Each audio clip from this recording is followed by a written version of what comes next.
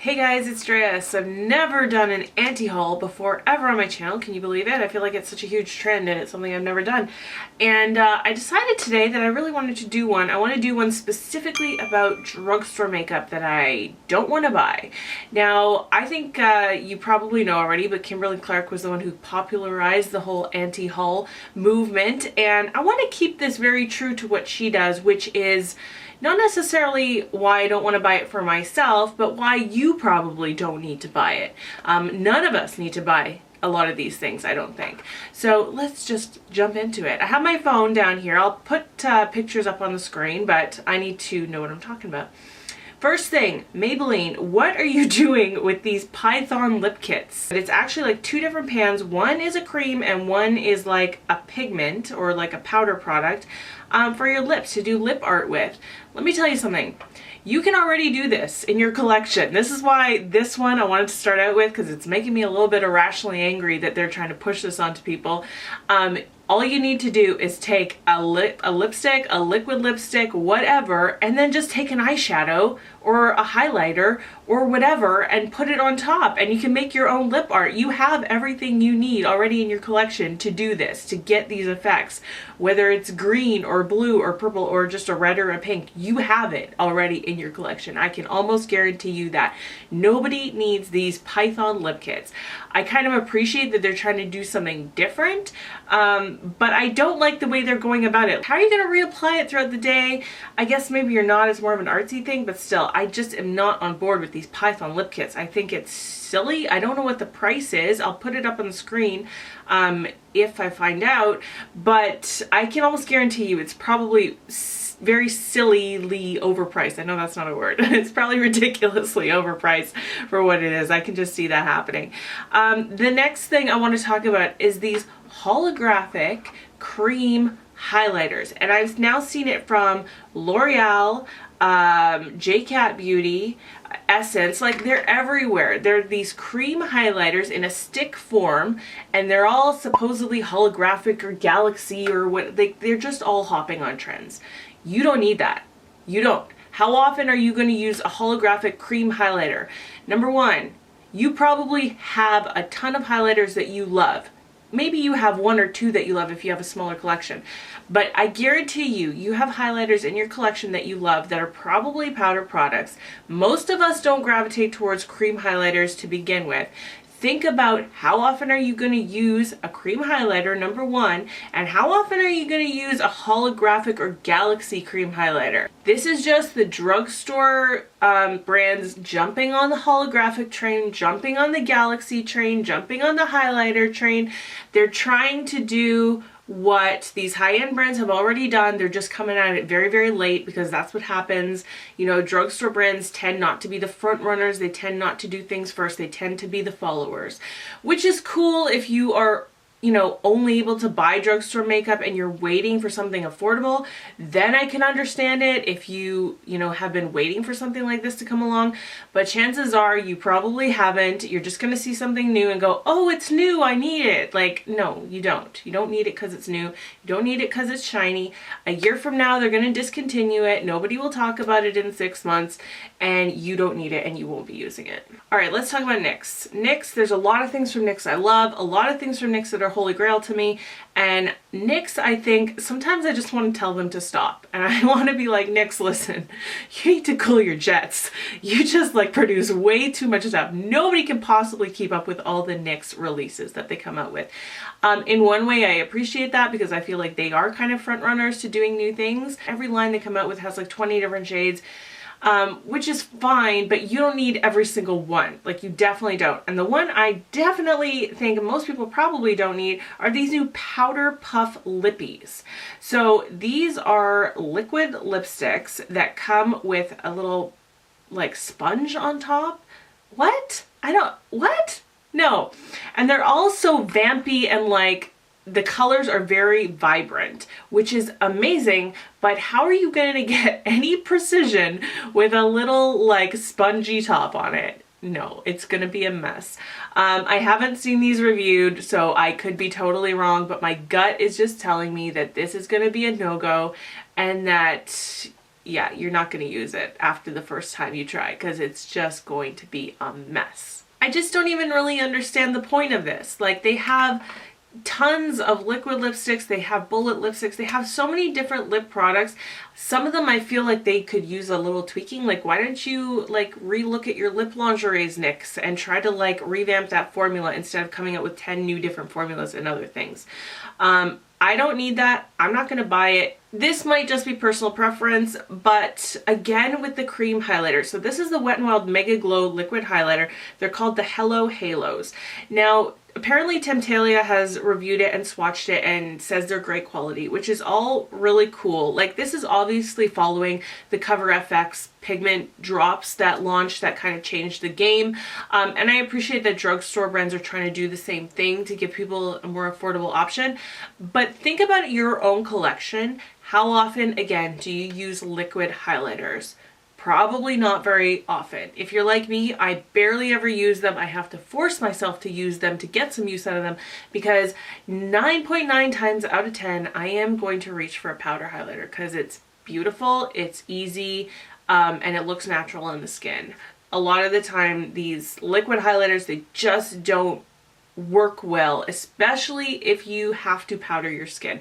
If you are like an oily skin person, you're not going to use a cream or liquid highlighter because you need to set your face, and they just don't work well on top of powder products that are already on your face. So until a company can come out with a liquid highlighter that works well on top of powder, it's just going to be a no-go. All right, I feel like Revlon as a brand needs an entire overhaul. Their whole thing just seems very stuck in the past. They never really try to keep up. It's all very boring. Packaging is all one note, and it's not really like young people buying Revlon. So I feel like Revlon really, really needs to just completely overhaul their whole brand. And they have come out with something which I feel like they're trying to be gimmicky with, but it's not gonna work. This is the Exactify liquid liner with the wheel tip. So MAC already tried this, okay? MAC came out with this wheel tip liner last year. So many beauty gurus reviewed it, and the consensus I think really was it's gimmicky, it's a little bit difficult to use, it takes some learning, it's not really precise, and you know, if you are used to just doing your eyeliner with a regular brush tip or a regular felt tip, just keep doing that, because why do you need to switch to this wheel tip gimmick when you already know how to do your eyeliner with these other products? And I just feel like Revlon is way behind on this train, and trying to bring it to regular consumers who shop drugstore all the time and probably don't shop or probably don't watch YouTube or go on Instagram. Like, how are they going to use these? They're going to probably have a difficult time. Unless you have a high level of skill, you're not going to be able to use these easily. And I just don't get bringing it to the drugstore market when, like, you don't see makeup artists using these types of products. You don't see, like, you know, them being used on sets of movies. It's just, no, like, you're gonna buy these because it's gimmicky, and you're gonna use it, you're gonna be frustrated, and then you probably aren't gonna practice because you have other things that work properly and easily and that you love, and you're never gonna touch it again. So none of us need these wheel tip eyeliners. All right, L'Oreal is coming out with a whole bunch of new face primers, and a few of them I think are needed. A few of them are like, there's a hydrating one, there's a mattifying one, there's a pore filling one. Okay, great. Those are all like areas in the drugstore that I feel like need filling with product that has not existed before or just hasn't been done all that well. So great for L'Oreal. But this is a pet peeve of mine. Color correcting. Color correcting peach primer, color correcting green primer. Let me tell you something. You don't need a peach primer all over your face. You don't even need it anywhere on your face except where you have very intense hyperpigmentation, which for most people is going to be right under the eyes. There's not a whole lot of people, I think, that have very intense purplish or brownish even hyperpigmentation in large enough areas where they're going to need an entire primer for it. You don't need it. That's why you get like color correcting pens or color correcting pots. You don't need a primer to go all over your face with a peach color corrector. You don't need it. That's not how color correcting works. You cancel out what you want corrected. So you don't apply it on areas on your face that don't need to be corrected. And with a primer, it's just gonna be so much product that is not precise. So no L'Oreal, we do not need a peach primer. And even with redness, I get it maybe a little bit more like a green primer to correct redness, because a lot of the time, those of you that need redness correction, it's usually probably mainly in this area here, like around the nose and then around here. But again, you don't need it everywhere on your face. You don't need it on your forehead. You don't need it on your chin most of the time, your jawline. You don't need it in those areas.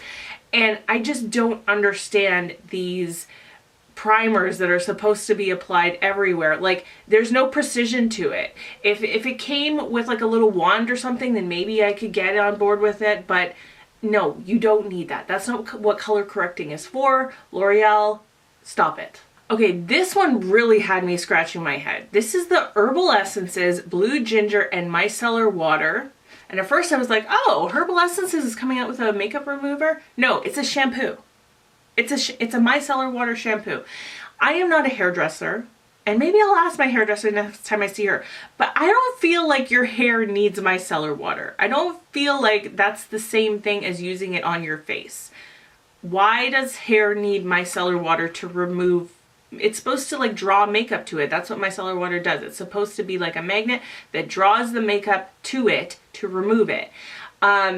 Like on a molecular level. So how does that work with your hair? Like, you already have shampoo that removes the dirt, grime, whatever you put in your hair, hairspray, dry shampoo, whatever. You don't need micellar water to do that. I don't understand. I feel like this is just them trying to hook you. Bring me the scientific proof first, and then maybe we'll talk about this. But I really sincerely doubt that anybody needs micellar water shampoo. Okay, next thing is kind of along the same lines. This actually made me kind of angry. This is the Neutrogena Nourishing Brow Pencil. What? Okay, so this I found on Ulta while I was searching like new releases. I don't know if this has existed for a while or not, but it's the first time I'm hearing about it. So this is a brow pencil. It's just like a regular sharpening pencil. And at first I was like, oh, okay, well maybe it has like hair growth serum in it or something. And I went down to the description to read it. So it says 0.04 ounce nourishing 2-in-1 eyebrow pencil. The second point just says nourishing formula. Okay. And then there's like 8 more bullet points that have nothing to do with nourishing anything. So this to me is just kind of like a brand just telling you that it does something with no science to back it up, no evidence to back up their claims. They're just throwing a word in there that's going to pique your interest and be like, oh, nourishing brow pencil. Yes, let me reach for that. No, no. Until you tell me what it does, I'm not spending $9.99 US on it. Neutrogena, no, that's a big fat no for me, dog. That's not gonna happen. That is just you trying to take advantage of people. Can we talk about the new Almay Shadow Squad eyeshadows? Can we talk about these for a second? I saw these in Walmart a few weeks ago and I just was like quizzical. I was like, what? What is this? So these are quads, basically of the exact same shade. Like there's 4 of the same shade in the quad, basically. That's I'm looking at all of them here, and almost every single one, it looks like you're getting 4 identical shades in the same quad.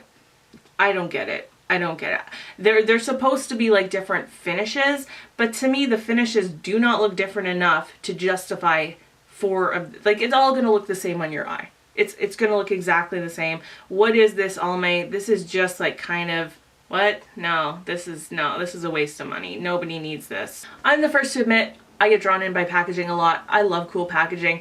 And these new Katy Cat glosses from CoverGirl, they look so cute. Like, they have little cat heads on the wand. They're just, the packaging could not be cooler. They come in so many different colors. This is just going to be kind of like a check yourself thing. I don't think there's anything wrong with this line. I don't think there's anything wrong with CoverGirl doing it. It's totally fun. I can see why they want to put out fun colors. But just check yourself. If you use lip gloss a ton, then by all means, go hog wild with this. Go buy a bunch of colors that you know you're going to use and use them to death. But for me, I never use lip gloss, ever. I have to be real with myself. I have to force myself to use lip gloss. I don't need it. I don't need to buy any more lip gloss for the rest of my life. Let's end on this one. This is the Physicians Formula Butter Highlighter. So you guys know how I feel about the Physicians Formula Butter Blushes when they first launched. They were such a wah disappointment. They were just like no pigmentation. They looked like highlighters themselves, but not even like intense highlighters, like super subtle. And I was really on board that hype when it first launched, and I was so let down to the point where I haven't seeked it out, although I haven't really found the new like blushes launched anywhere around me. But anyway, when these highlighters came out, I was just like, okay, like Physicians Formula, I'm sure that they're beautiful. I've seen swatches of them, but they look like every other launch of a highlighter I've ever seen. You have these shades in your collection. You have them already. I'm sure it's going to smell like coconuts like the bronzer does, which is amazing, but you don't need another shimmery champagne highlight. There's nothing new and different about these. I am hesitant to even want to test them out because I just, like I said, the formula on the blushes was so stupid that these I'm just like, okay, well, even if somebody comes along and tells me the formula is amazing, the shade selection is just everything you've ever seen before. All right, I'm gonna leave it there. There's a whole bunch of other new stuff from the drugstore that I want to roast, but I don't want this to be too long, and I don't want to piss off a bunch of people. I probably already have. If you own any of this makeup and you're enjoying it, then I am happy for you. I'm glad you're enjoying it. But I think that there's this new trend, especially on YouTube. There's a few amazing channels that do anti-consumerism, and I think it's really important to check yourself when it comes to buying makeup because it's really easy to jump on the hype train. I know that I have perpetuated it, doing lots of hauling on my channel and testing stuff out, but really just look at your own personal needs. Do you need this stuff? Will it fit in your collection? Will you use it? And you can start asking yourself those questions. The answer, moreover, is going to be no. It's going to be more often no than it is yes. And you're going to end up saving some money for stuff that you actually really love when it comes out. So that is it for today. If you're new around here, I'd love to have you as a subscriber. It's always hard to say that, as a subscriber. And that's it for today. I hope you are having a wonderful day. I hope you're speaking kindly to yourself, especially when you look in the mirror. I love you guys. I will see you in my next video. Bye.